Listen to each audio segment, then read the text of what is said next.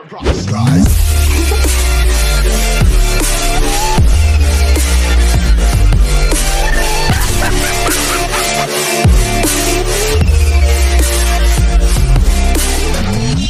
cuy, assalamualaikum warahmatullahi wabarakatuh. Nah, jadi sesuai yang ada di judul dari thumbnail ya guys ya. Nah, di sini Mas Yan tuh pengen ngoprek HP nih ya, pengen pindah ROM ya guys ya, dari ROM bawaan Poco F3 kan bisa lihat MIUI ya kan. Nah, untuk syaratnya di sini sebelum kalian tuh ngoprek atau root ya, bahasanya kayak gitu, atau custom ROM ya guys ya. Nah, kalian tuh wajib unlock UBL. Nah, jadi buka kunci OEM-nya itu harus bener-bener nggak bisa dinonaktifkan guys ya. Kalian harus menggunakan PC ya, itu wajib banget, karena kalau nggak kayak gitu ya gimana cuy, resiko ditanggung penumpang gitu loh.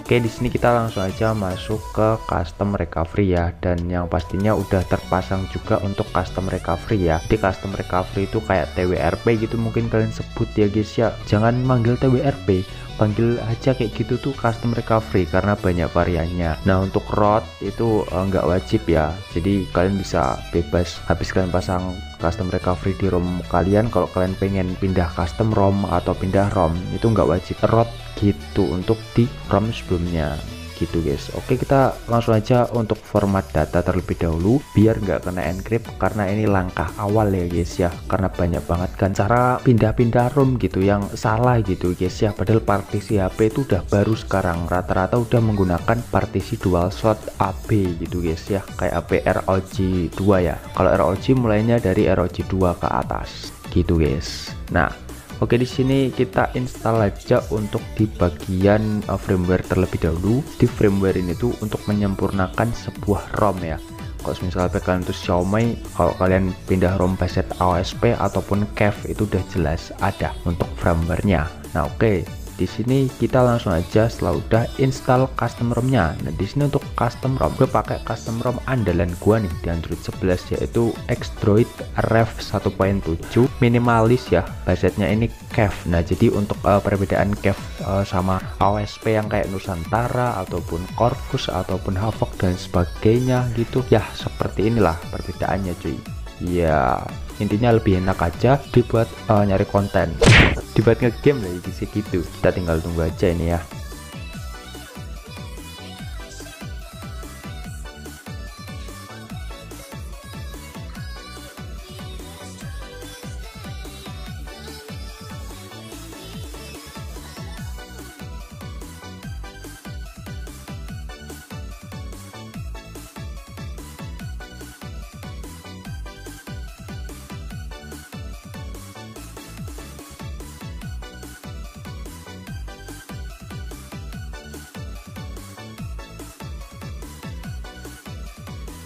Oke, udah selesai.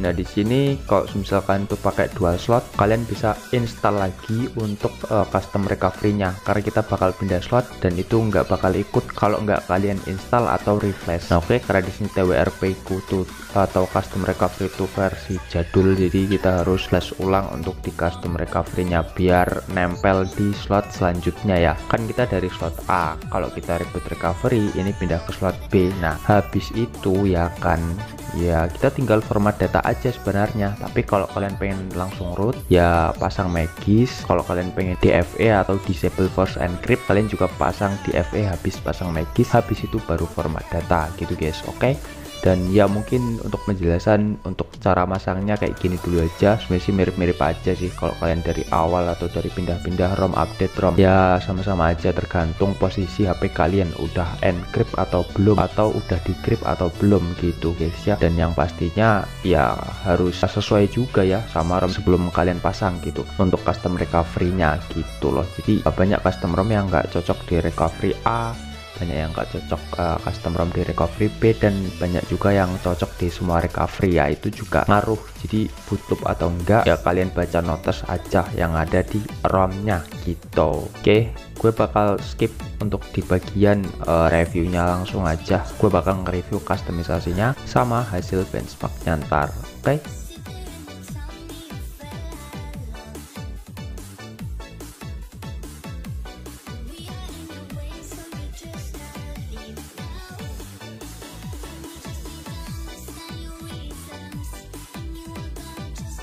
Streets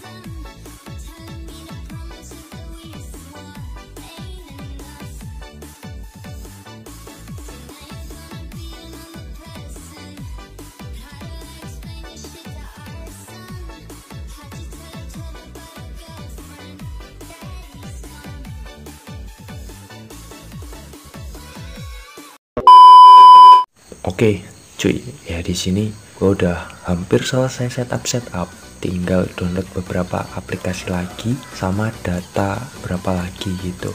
Dan di sini gue udah nemuin untuk default ROM ini sama kernel bawaannya, walaupun kernel bawaannya ini tuh udah di custom gitu, karena ini tuh ROM-nya itu basetnya CAV ya kan.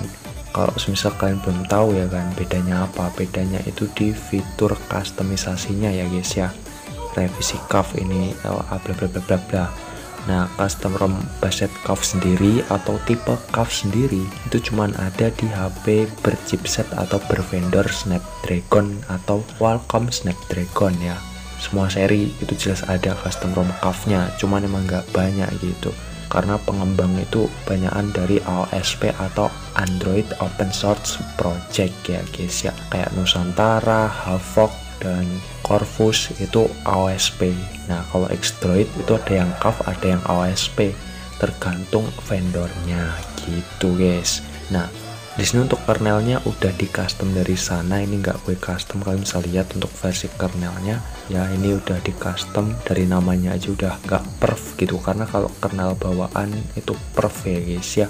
Oke, kita lanjut aja review di bagian pengaturan terlebih dahulu, atau di UI lah ya. Kalau UI ini gua nggak bisa nentuin, mungkin kalian doang yang bisa nentuin kalau misalkan paham banget soal UI gitu, atau customisasi yang ada di Android gitu, fitur lah intinya, anggap aja gitulah.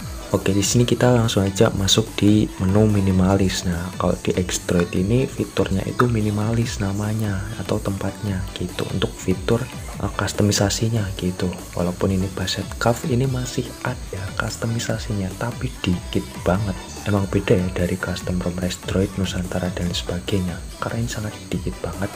Enteng juga, nanti kita lihat aja hasil benchmarknya gitu. Oke, dibilang status sendiri di sini cuman kayak gini, cuman ada 5 icon doang. Ya kalau ROM AOSP biasanya bisa digeser sampai bawah gitu cuy, ini HP sampai ke sini gitu. Canda lah, ya intinya banyak lah. Oke, ini untuk dibilang status, dan untuk di panel cepat di sini ya cuman segini doang buat ngatur di status bar atau keys panel lah, ini apa itu bodo amat. Terus di sini untuk di gestur, nah gestur ini cuman pengaturan navigasi aja gitu, sama si screenshot 3 jari, udah 2 doang gitu. Terus di bagian tombol di sini ada senter cepat, bentar nih kameraku ya, tercepat sama kontrol musik, nggak terlalu guna. Untuk di bagian layar kunci di sini cuman ya kayak gini doang, untuk jam wajah di lock screen gitulah intinya, sama informasi pengisian daya gitu. Terus di bagian opsi lainnya di sini ya cuman aktifkan mulai ulang sama gaya panel volume. Panel volume tuh kayak gini cuy, ini gaya AOSP tuh kayak gitu. Ya walaupun ROM ini tuh basetnya CAV ya, nggak beda jauh sama AOSP, cuman beda dari segi performa sama kestabilan pas kita pakai, dan yang pastinya fitur gitu. Cuman beda 3 itu doang di antara custom ROM yang baset CAV dan AOSP, gitulah intinya. Ya, terus untuk lainnya ini ada akun internet konektivitas. Ya, untuk launchernya di sini tuh menggunakan Pixel Launcher yang versi 1.1 di Android 11 ya guys ya. Itulah pokoknya. Oke, dan aplikasi bawaannya pasti lebih sedikit daripada stock ROM ataupun custom ROM yang basetnya AOSP ya, karena ini CAV, jadi emang bener-bener minim banget, fokus banget ke stabilan saat kita geber di in-game gitu, kurang lebih ya guys ya.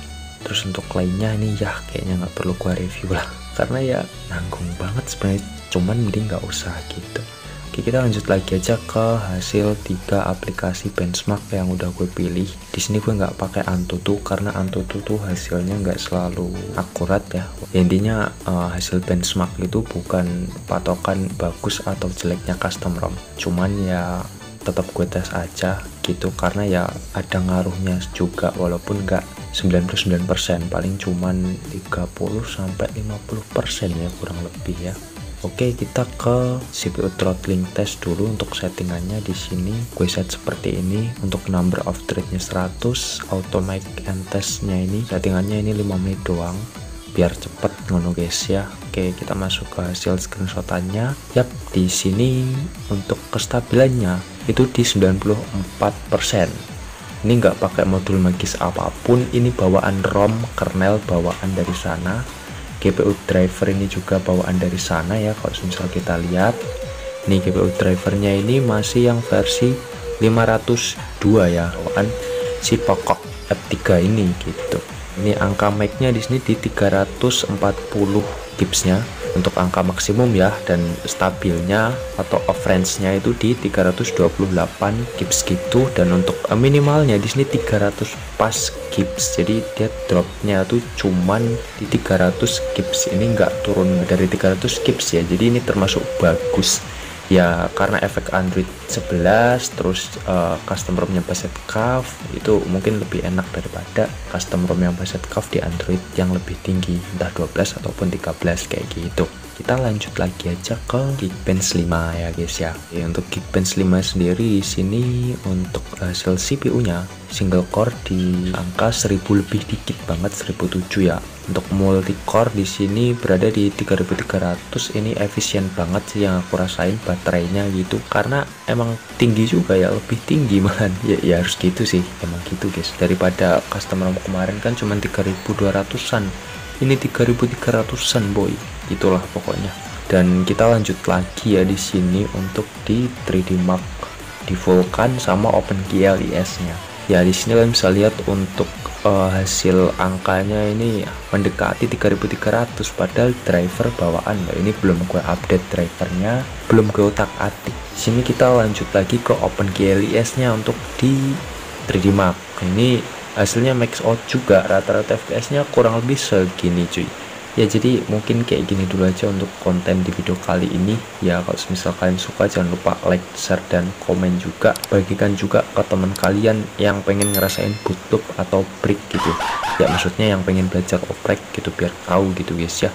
Dan kalian bisa bandingin aja di channel-channel lain untuk bawaan Poco F3 ini, mulai dari single core atau hasil benchmark dan sebagainya. Kalian bisa cek aja yang belum dioprek itu di channel-channel lain, udah ada channel-channel review gitu, dan kalian bandingin dengan ini apakah ada peningkatan atau enggak untuk di hasil skornya. Nah untuk tes game kayaknya nggak bakal gue satuin di satu video karena udah jelas bakal lama banget gitu, dan waktu cuy, waktu itu berharga gitu ya.